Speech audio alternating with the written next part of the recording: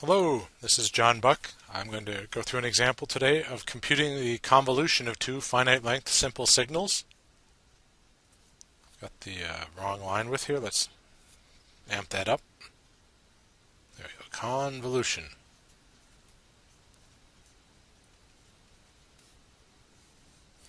The convolution sum for discrete time linear systems says that the output, y of n, is the sum as k goes from minus infinity to plus infinity of x of k times h of n minus k. As we go through this today, I'm going to try to connect what's often called the flip and shift method for computing a convolution graphically and make it clear why these operations are not just sort of randomly made up, but how they connect to this sum, how they're essentially graphically implementing the terms of those sum. So we're going to look at an example where our input signal x of n is just a simple signal that is 0 for negative time, and then at time 0 it will be actually height 1. At time 1 height 2, and at time 2 it'll be height 3, and it'll go back to being 0. And we're going to convolve this signal, so sometimes we abbreviate convolution with an asterisk, so it's not times but convolve, meaning this sum here. So we use this asterisk as shorthand for that sum. We're going to convolve that with another short signal, and the signal here is going to be height 2 at time 0, and then go down to 1, touch 0 briefly, and then on down to, let's say, minus 2 at time 3, and everywhere else will be 0.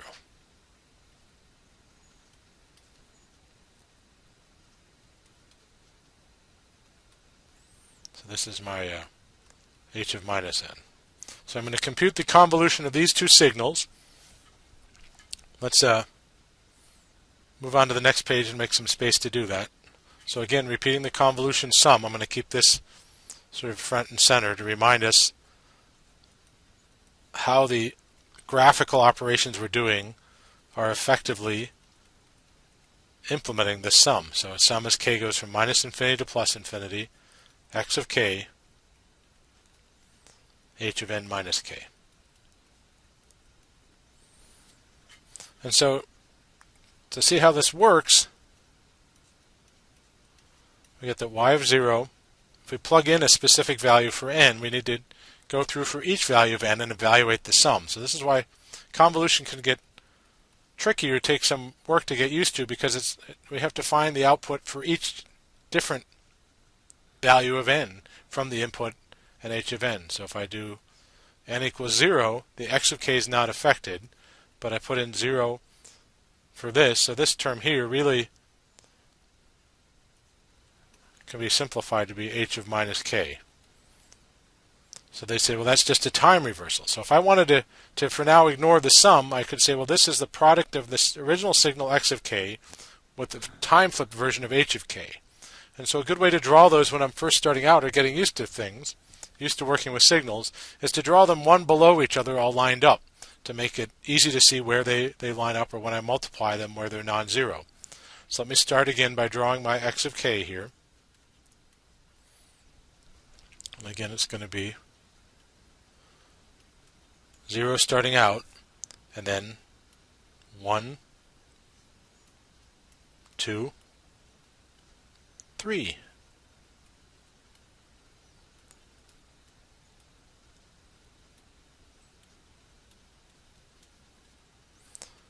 And for the output at time 0, my h of minus k is going to be the same signal I had before but flipped over. So it's going to start, draw my axis here, it's going to start still at time 0 with height 2, but when I flip it, all the positive times become 0, and all the negative times, let's see, well, so this is 0, this is what was at plus 1 now ends up at minus 1, though its height is still 1. The sample that was at n equal 2 is now at n equal minus 2, or k equals minus 2. And then this sample here goes down to negative 2 at time minus 3. So if I multiply these two together, I can draw a picture. Maybe I'll put it over here.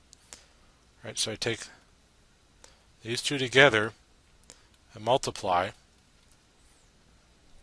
and put it up here and get that x of k, h of minus k is going to be a new signal. And when I look at it, it's going to mostly be zeros, right? Because at minus 3 I have 0 times 0 up here times negative 2, so that's 0. 0 times 0, 0 times 1. So I don't have anything that's non-zero until I get to time 0. Then I go back to having things be 0 again. So this is height 2, and everything else is 0. So now when I add this up, this is my k-axis. If I sum this over all k, this all adds up, and I end up by saying here that I get 0 plus 0 plus 2 plus 0 plus 0, so that y of 0 equals 2. And so let's find somewhere to start. We're going to sort of draw our output one piece at a time. We don't really have room here. So let's start a new page where we'll keep track of our output. So this is going to be our final answer, y of n, that we'll sort of fill it in one piece at a time. So we said our first sample is height 2 at time equals 0. So to find the next value, let's go on and we're going to leave this on a page by itself. So we'll go on and start a next value. We say if I want to find y of 1, I get same convolution sum, but I just change the argument for h. So now I get h of 1 minus k. Well, we saw in class 2, if it helps us to think of it this way, the second term, I can think of it as still the same sum, x of k, but h of minus k minus 1. And I can interpret this as taking the impulse response h, flipping it, and then delaying by 1, and then multiplying that against x of k. So again, if I want to do that multiplication, I can draw the picture here. So I get, say we'll start here, 0, 1, 2, 3. So this is my x of k. And the thing I want to draw beneath it, directly beneath it, I want h of 1 minus k. Right? So backing up a little bit to remind me what that looks like, I say, well, that's the same thing I had here. This is the flipped version, and now I delay it by 1. So that's sort of the flip and shift idea. Here's flip, and now I delay it. So when this 0 is beneath the 1 on the unflipped signal, that tells me I'm finding the output at time 1. That's another good trick to remember, is the origin of the flipped signal lines up beneath the value in time in the top signal that we're going to find. So let's go and draw our flipped version here. So if we already had the flipped version, if we're going to shift it over, let's do this. If I have 1 minus k, that says that that what was at time 0 is now at time 1, and then it goes backwards in time from there. So this is 2, 1, 0,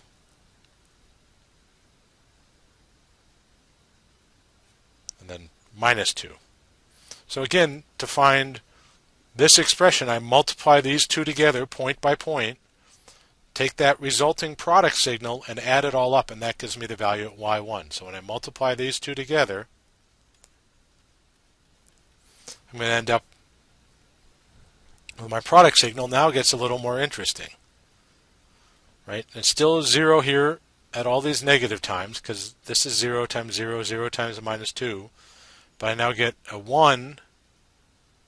I had these labeled wrong. So I have a 1 times 1 here at when k equals 0. So when k equals 0, I get 1 times 1, so that gives me a 1. 0 for all these, I already said. And then I have 2 times 2. So I'm not going to take all the room to draw that to scale, but this will be 4. 3 times 0 is 0. And so on, zeros after that. So this is again my product, so x of k times h of 1 minus k is this signal here. So to find the output y of 1, I end up with the sum of all these. So it's 0 plus 1 plus 4 equals 5. So I've now found the output at time 5. Go back. I'm sorry, time 1 is not going to quite be to scale here. I'll label it. So it'll be 5. Let's go on to the next point. So we just keep following the same process. We're going to shift this over by one more to the right, and then we'll multiply these two together and get the output. So let me see if I can be clever with my drawing program and just copy x of k over, because we're doing the same thing again, so I don't want to spend all the time in the world redoing that.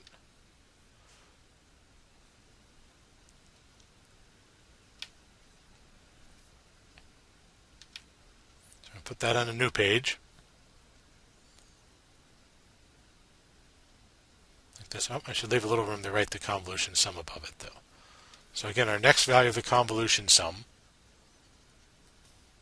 Oh, I'll get back to my pen. So y of 3,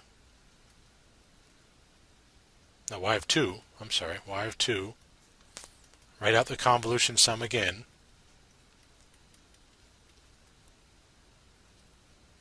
It's going to be x of k, h of 2 minus k. And again, I can think of this as minus k minus 2 inside here. So it's saying flip, then delay by 2, which is delaying. Well, this was delayed by 1, so it's just moving it over one more. So this 2 will be here, this 1 will be here, and they'll keep moving over. So now my h of 2 minus k, the origin is lined up under the 2 here, and I get the 0 point lined up under 2, then a 1 at minus 1, a 0 at minus 2, and a minus 2 at time minus 3. And again, same thing, go through and find the product, multiply these two together.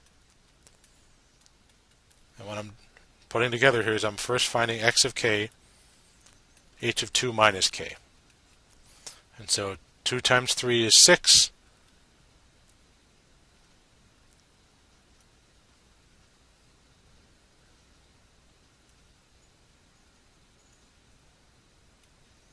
Two times 1 is 2. 1 times 0 is 0. 0 times minus 2 is 0, and so on. And same thing going forward. These would all be 0 times 0.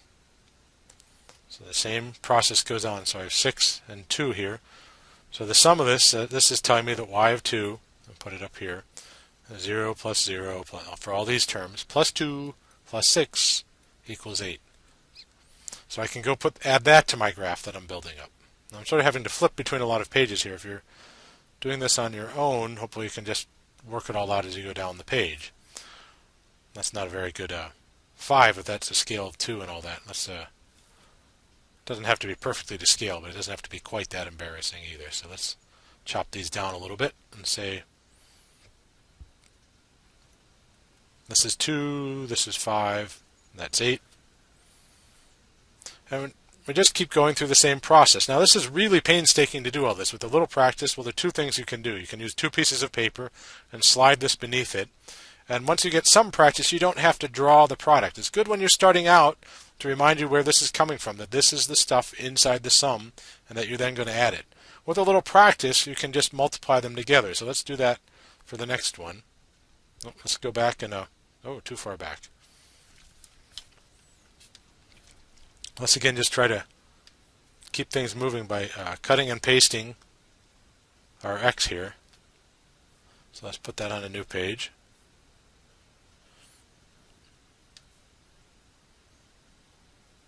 So leave a little room for our convolution sum.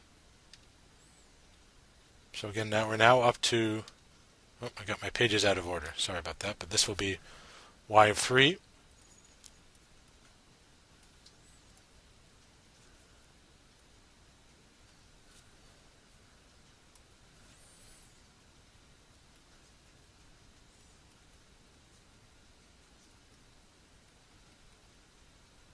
So in the sum, same convolution sum over and over again, x of k.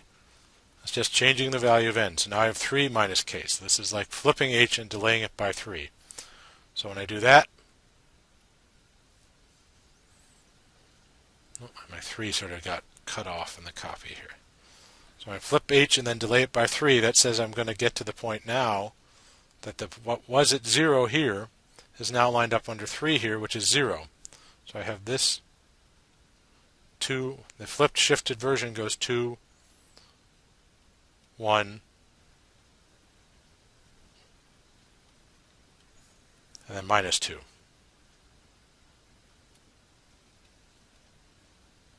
So that's minus 2 at height at 3. And so this is h of 3 minus k. And I could go through and draw the same product again, right? I'd have minus 2 at 0, plus 3. But now that I've got some practice, I can also just write these out one term at a time and say, well, I know I'm just going to add these things up. So I'm going to get zeros all this way up to here, and then I'm going to get the first non-zero thing will be minus 2, which is 1 minus 2, plus, I guess I could fill in these terms here. 2 times 0 plus 3 times 1 plus 0 times 2. And when I add all that up, I get minus 2 plus 3 equals 1. So we go find so y of 3 is going to be 1. So go back here, fill that in my accumulation of y.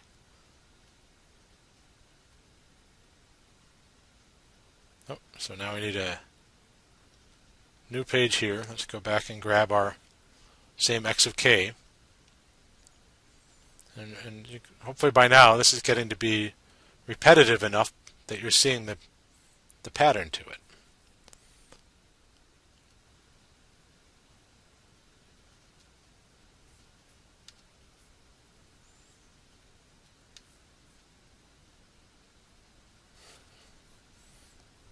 So here's my x of k. I'm going to touch up the few things that got cropped a bit.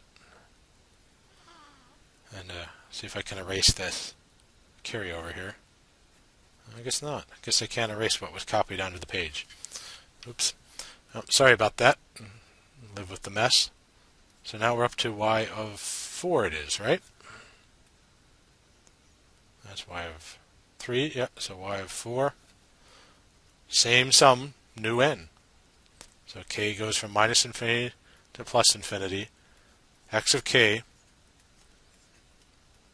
h of 4 minus k. So again, I take my same h and flip it and shift it.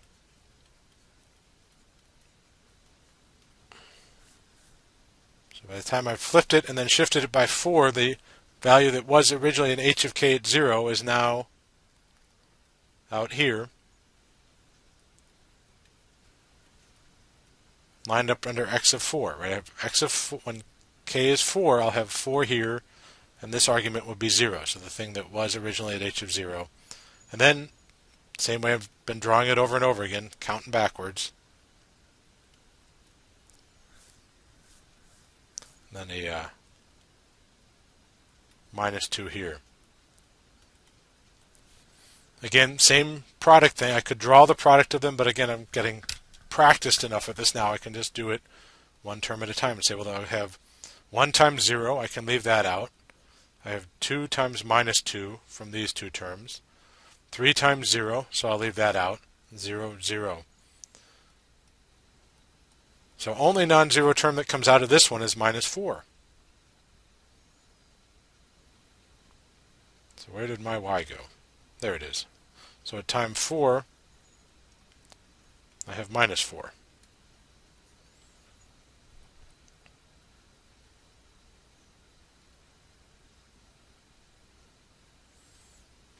So here's y of 4. Let's go on and find y of 5.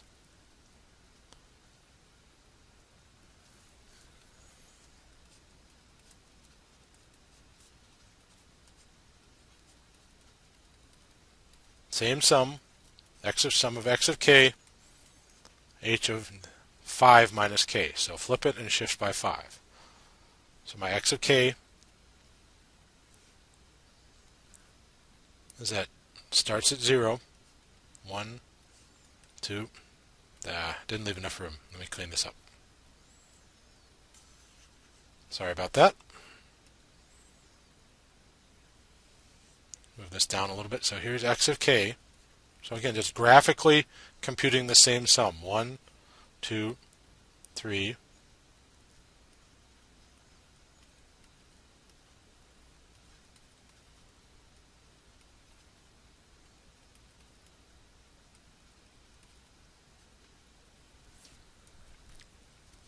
H of 5 minus k is the same h flipped and delayed by 5. So if I draw that, that means now what was the origin of the old signal ends up, the spike at 2, it lined up underneath the 5 here. This is the delayed by 5. And then the rest of the flipped signal counting backwards behind it. So that's a 1, a 0, and a minus 2. Again, compute the product, multiplying term by term, but these are all 0 down here. There's nothing outside of this region. So I have 0 plus 0 plus 0. I get a minus 6. So I get a 3 times minus 2, right? 3 from here times minus 2 that's lined up underneath it, then 0, 0, 0. So plus a whole bunch of, I've got a 0 times a minus 1, plus a 0 times a minus, times a plus 2. I'm sorry, 0, this is a plus 1. So this is 0 times 1, 0 times 2, just to be painstaking about it, I end up with a minus 6. So let's go put that back on our y page. So at time 5, I end up with something that's even more negative. And it turns out that for everything after this, we can sort of see, if I wanted to go on and find y of 6, I would shift this over one more, and there'd be nothing overlapping. So when I compute the product of the next one, it would be 0. I'd have 0 times 0 everywhere. So the finite length signal, or the result of this convolution, is going to be 0 for all the values of n going up from here. So here's my answer. It goes 2, 5, 8, 1, 4, minus 4, minus 6. So that's an example of computing the convolution with the flip and shift method. Hope this is, again, much more painstaking than once you get some practice, you don't have to go through all this step by step. You can do things. In fact, I don't even usually bother to write the convolution sum out each time. I start by flipping it, putting it underneath, and just shifting it over one at a time, and doing this maybe on a piece of scrap paper if it's complicated, if it's easy in my head, and drawing up y of n. So I usually don't really draw more than x of k, h of the flipped version of h of k that I keep sliding around. And again, that flip and shift comes from this argument inside the sum. It's not just sort of made up to torture you, but it's connected, it's graphically implementing what this term here says. Okay, so good luck with your convolutions. I hope this helps to have a careful example, and I'll see you next time.